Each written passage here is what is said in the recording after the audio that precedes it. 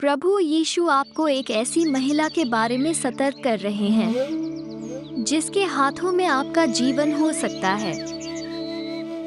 परमेश्वर आपको चेतावनी दे रहा है क्योंकि वो जानता है कि इस महिला के पास आपके निर्णयों, आपके कार्यों और अंततः आपके जीवन के परिणाम को प्रभावित करने की शक्ति हो सकती है।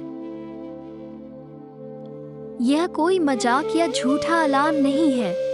ये कुछ ऐसा है जिस पर आपको ध्यान देने और गंभीरता से लेने की आवश्यकता है। उसके पास आपको सफलता की ओर ले जाने या विनाश के रास्ते पर ले जाने की शक्ति हो सकती है। यह महत्वपूर्ण है कि आप इस बारे में समझदार हों कि आप अपने जीवन में किसे अनुमति देते हैं और वे आप पर किस तरह का प्रभाव डालते हैं।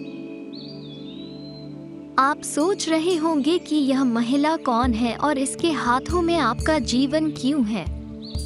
वो कोई भी हो सकती है, एक दोस्त, एक परिवार का सदस्य, एक सहकर्मी या एक अजनबी भी।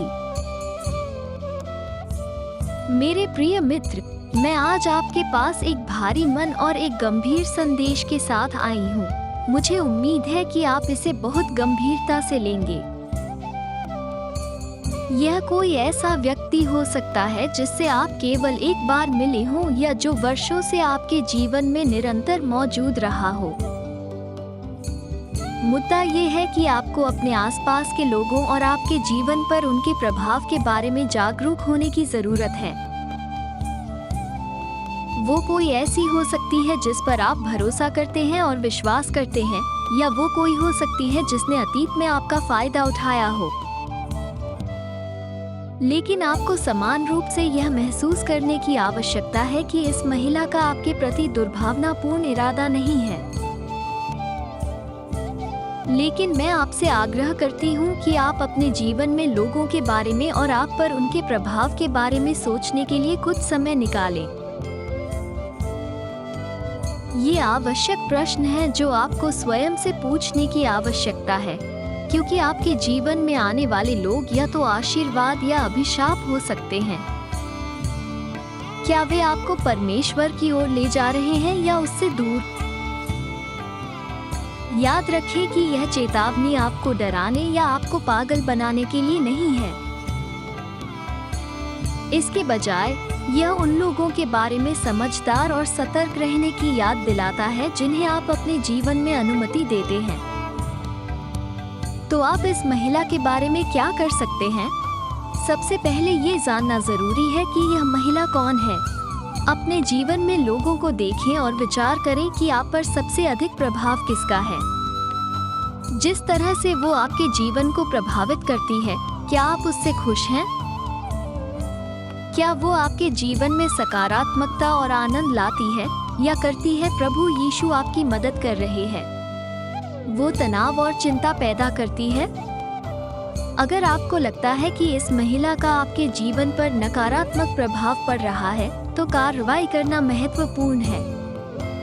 इसका मतलब यह नहीं है कि आपको उसे अपने जीवन से पूरी तरह से काट देना चाहिए, लेकिन इसका मतलब ये है कि आपको सीमाएं निर्धारित करने और स्वस्थ संचार स्थापित करने की आवश्यकता है।